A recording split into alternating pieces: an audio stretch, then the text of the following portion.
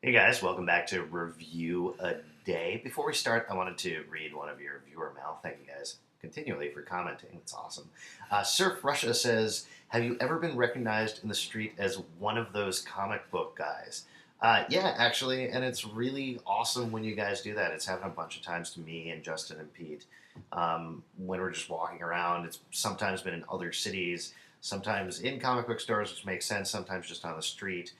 But yeah, I just wanted to let you guys know that we love that and are so flattered when you come up and chat with us and talk to us.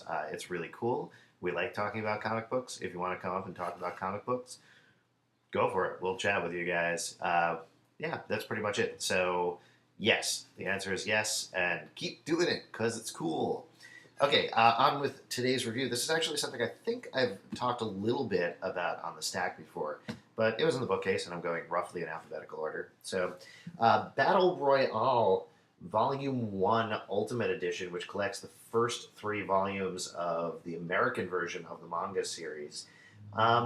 This has been done in a lot of different mediums. It started as a novel, I think. Obviously, you guys will correct me if I'm wrong, but I believe it started as a novel, became movies, became a manga, was translated into English.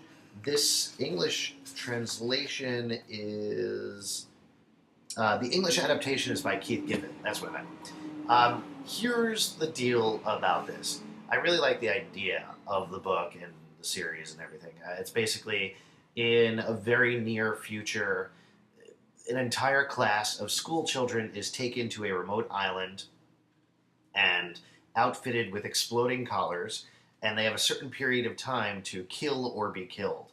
The last person left is let go, supposedly, but everybody else, they have to kill everybody else. And they're all given a very basic kit and a very basic weapon to do this. So, it's Lord of the Flies to the max, is essentially how you can describe it. There's two things I think that are wrong in particular with this adaptation. And I've talked to some people who have said they like the movie better or they like the book better, though I've also talked to people that have said whichever one you read or watch first is the one that you really like. Um, Having not read anything else, my problems with this particular adaptation are twofold. One, the first thing is the English adaptation by Keith Giffen.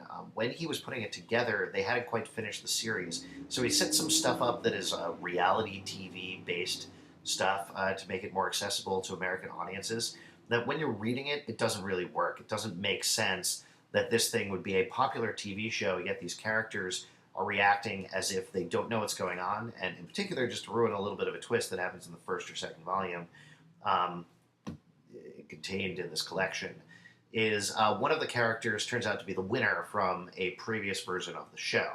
Now, there's a really popular television show that everybody watches.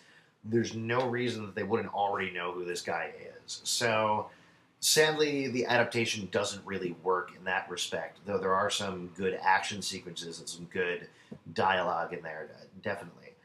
The second thing that really hurts this for me is, and I know those of you that slag on manga are not going to be surprised about this, but the art, and it's not for the reason you think. It's not because, there's big eye guys and people going, ah, and backgrounds, waving by or anything like that. It's actually that the art is a little too grotesque for me. The character designs in particular.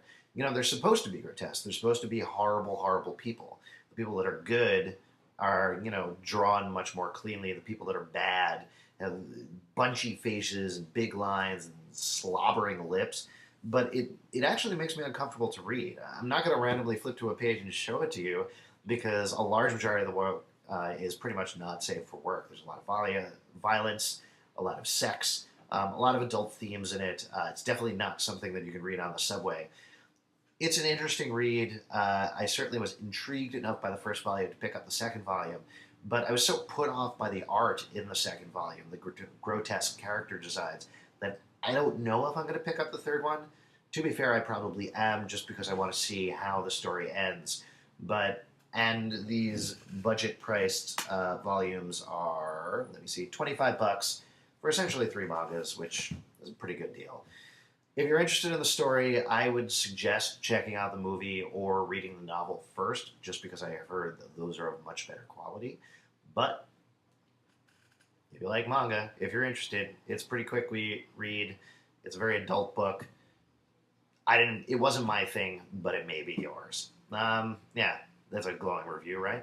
All right, I'll see you guys tomorrow.